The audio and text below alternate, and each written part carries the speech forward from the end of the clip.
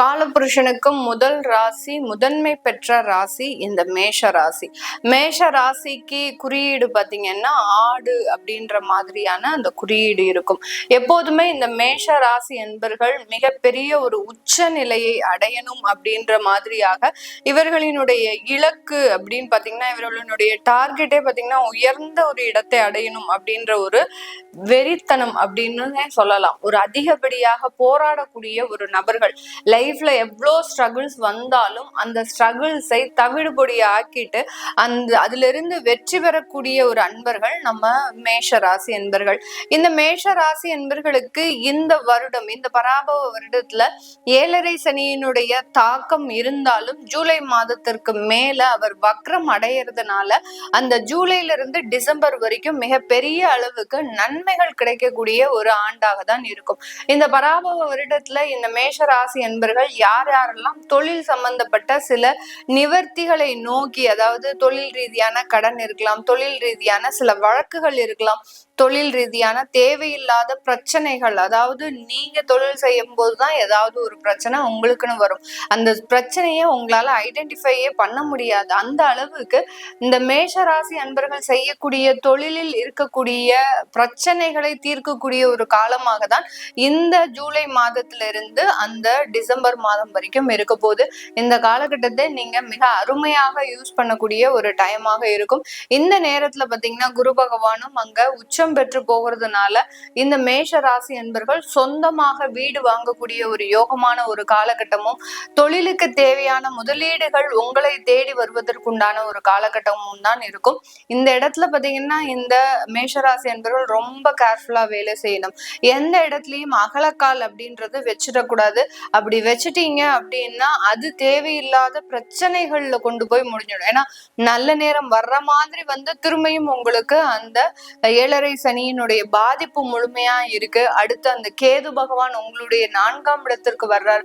எல்லாருமே கடன் கொடுக்கறதுக்கு தயாரா இருப்பாங்க. ஆனா அந்த கடனை அடைக்கிறதுக்கு உங்களுக்கு தேவையான வருமானம் வருமா அப்படின்றதுதான் அந்த இடத்துல ஒரு கேள்விக்குறியாகவே இருக்கும். உங்களுடைய தன்னம்பிக்கை, உங்களுடைய மன உறுதி வேற லெவல்ல இருக்கும். என்னால எல்லாமே செஞ்சிட முடியும் அப்படின்ற மாதிரியாக சில விஷயங்கள்ல இருப்பீங்க.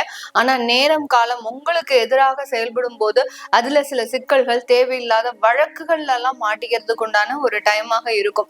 ஏன்னா இந்த இடத்துல ராகு பகவான் உங்களுடைய 10ஆம் இடத்திற்கு பெயர்ச்சி ஆகிறார். தொழில்ல மருத்துவம் சார்ந்த தொழிலாக இருக்கட்டும், அடுத்து கெமிக்கல் சார்ந்த தொழில், அடுத்து பாத்தீங்கன்னா ரீட்டைல் ஷாப், இதுக்கெல்லாம் எந்த விதமான பிரச்சனையுமே இருக்காது. ஆனால் உற்பத்தி சார்ந்த தொழில்ல மிகப்பெரிய அளவுக்கு பாதிக்கப்படக்கூடிய ஒரு டைமாக தான் இந்த தமிழ் வருடத்துல இந்த மேஷ ராசி என்பவர்களுக்கு இருக்கும். வேலை சார்ந்த சில பிரச்சனைகள்ல இருந்து நிவர்த்தி அடையக்கூடிய ஒரு நேரம். நிறைய பேருக்கு வேலை கிடைக்காமல் இருக்கு அப்படின்னா இந்த வருடம் ஆரம்பிக்கும் போதே அந்த ஏப்ரல் மாதத்துல இருந்து நல்ல ஒரு பாசிட்டிவான விஷயங்கள் இருக்கும். ஆஃப்டர் டிசம்பருக்கு அப்புறம் தான் அந்த வேலையில சின்ன சின்ன தொந்தரவுகள் வரும். எதையுமே பெருசா கேர் எடுத்துக்காம உங்களுடைய மன உறுதியை மாத்திரம் நீங்க நம்பி வேலை செய்யும் போது அதுல மிக உயர்ந்த ஒரு இடத்தை அடைவதற்குண்டான ஒரு அமைப்பு இந்த மேஷராசி என்பர்களுக்கு இருக்கும். எல்லா இடத்துலயுமே ஒரு கண்ணு வச்சுக்கணும். இதுதான் இந்த மேஷராசி என்பர்கள் முக்கியமா செய்ய வேண்டிய விஷயம். நிறைய மேஷராசி என்பர்கள் எனக்கு கன்சல்ட் பண்ணும்போது கேட்பாங்க, 7.5 சனி எனக்கு எந்த விதத்துல பாதிக்க போகுது அப்படின்ற மாதிரி தான் கேட்பாங்க. ஏன்னா மேஷராசி என்பர்களுக்கு நிறைய பேருக்கு இப்ப திசாபுத்திகள் நல்லதாக இருக்கும். அதாவது ராகு திசை, குரு திசை, இந்த இடத்துல எல்லாம் பாத்தீங்கன்னா இந்த திசாபுத்திகள் இவர்களுக்கு மிகப்பெரிய அளவுக்கு சப்போர்ட்டிவா இருக்கும். எந்த நபர்கள் பாதிக்கப்படுவாங்க அப்படின்னு கேட்டீங்கன்னா, கல்லூரி பருவத்துல இருக்கக்கூடிய ஒரு நபர்களும், வேலையை புதிதாக தேடக்கூடிய ஒரு நபர்களும், கிட்டத்தட்ட ஒரு 20 வயதுல இருந்து 27 வயசுக்குள்ள இருக்கக்கூடிய நபர்கள் முக்கியமாக இந்த 7.5 சனியின் மூலமாக பாதிக்கப்படக்கூடிய ஒரு அமைப்பு இருக்கு.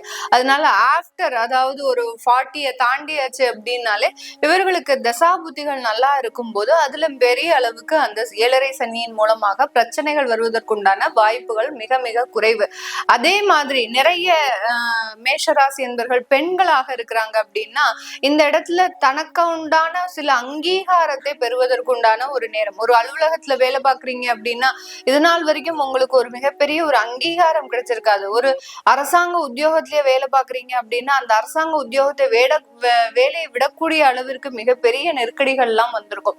அதுல இருந்தெல்லாம் நிவர்த்தி அடையக்கூடிய ஒரு ஆண்டாக தான் இந்த தமிழ் வருடம் இருக்க போது. நிறைய மேஷராசி பெண்கள் தன்னுடைய வாழ்க்கை துணையை இழந்து தவிச்சிட்டு இருப்பாங்க.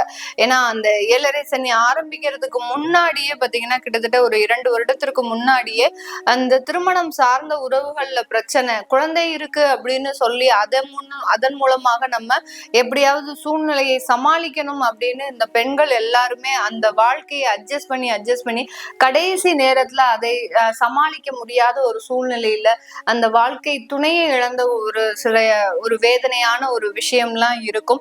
அந்த மாதிரியான பெண்களுக்கு இந்த தமிழ் வருடம் மிகப்பெரிய ஒரு அற்புதமான ஒரு மாற்றத்தை, உங்களுக்கு உண்டான செல்ஃப் கான்பிடன்ஸை அதிகரிக்கக்கூடிய ஒரு நேரமாக தான் இருக்கும். அதுலயும் அந்த சனி வக்ர நிவர்த்தி காலகட்டத்துல வக்ரமாகக்கூடிய காலகட்டம் இன்னமும் ரொம்ப நீங்க ஒரு ஸ்பெஷலா ஒரு யூனிக் பர்சனா செயல்படுவதற்கு உண்டான ஒரு டைமாக தான் இருக்க போகுது. வெளிநாட்டுல இருக்கக்கூடிய மாணவர்களுக்கு இந்த காலகட்டம் ரொம்ப ஜாக்கிரதையா இருக்கணும். ஏன்னா அங்க உங்களுக்கு வேலை தேடக்கூடிய முயற்சிகள்ல சில சிக்கல்கள் வருவதற்கு உண்டான ஒரு டைமாக இருக்கும். அதே சிக்கல்ல இருந்து மீண்டும் வருவதற்கு, அதாவது மீண்டு வருவதற்கு உண்டான ஒரு அமைப்பும் உங்களுடைய ஜாதக ரீதியாக இருந்தது அப்படின்னா பெரிய அளவுக்கு தொந்தரவுகள் வராது. நிறைய மேஷராசி அன்பர்கள் வெளிநாட்டுல மருத்துவம் படித்து அங்க தேவையில்லாத ஒரு அவர்களுக்கு தகுதி வாய்ந்த ஒரு வேலையில இல்லாம இருக்கிறது மிகவும் ஒரு வருத்தத்தை தரக்கூடிய ஒரு விஷயம். ஆனாலும் அதையும் சமாளிச்சு, அதாவது தன்னுடைய சுமைகள் காரணமாக, அதாவது அந்த கடன் சம்பந்தப்பட்ட சுமைகள், எஜுகேஷன் லோன் சம்பந்தப்பட்ட விஷயங்கள், இது எல்லாத்தையுமே மனசுல வச்சுக்கிட்டு நமக்கும் ஒரு வேலை கிடைக்கும் அப்படின்ற அந்த மன உறுதியோட செயல்பட்டு இருக்கக்கூடிய இந்த மேஷராசி மாணவர்கள், வெளிநாட்டுல இருக்கக்கூடியவர்கள் கண்டிப்பாக உங்களுக்கு உண்டான காலகட்டம் நெருங்கி கொண்டு இருக்கின்றது. இதுல இருக்கக்கூடிய சில விஷயங்கள் உங்களுக்கு சாதகமாக இருக்கிறதுக்கு உண்டான ஒரு அமைப்பும் இந்த ராசி என்பர்களுக்கு இருக்க போகுது. இந்த காலகட்டத்துல இந்த பராபவ வருடம் அரசியல் சார்ந்த தொழில இருக்கக்கூடியவர்களுக்கு பாத்தீங்கன்னா ஒரு மாபெரும் வெற்றியை கொடுக்கக்கூடிய ஒரு தருணம்.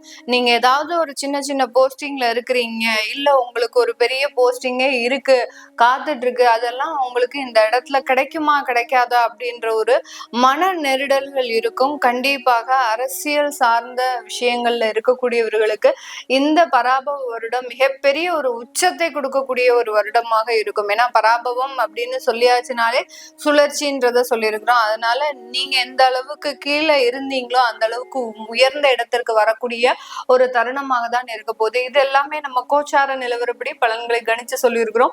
உங்களுடைய சுய ஜாதக திசாபுத்தி பலன்களை பார்க்கணும் விருப்பப்படுறவங்க கீழே இருக்கிற நம்பருக்கு வாட்ஸ்அப்ல அப்பாயின்மெண்ட் வாங்கிக்கிட்டு நீங்க கன்சல்ட் பண்ணிக்கலாம். உங்களுடைய குழந்தைகளுக்கு ஜாதகம் எழுதணும், நியூமராலஜி படி பெயர் வைக்கணும்னு நினைக்கிறவங்களும் கீழே இருக்கிற நம்பருக்கு வாட்ஸ்அப்ல மெசேஜ் அனுப்புங்க. அதற்குண்டான விவரங்கள் தெரிய வரும். உங்களிடமிருந்து விடைபெறுவது உங்கள் ஆஸ்ட்ரோ பூர்ணா. நன்றி, வணக்கம்.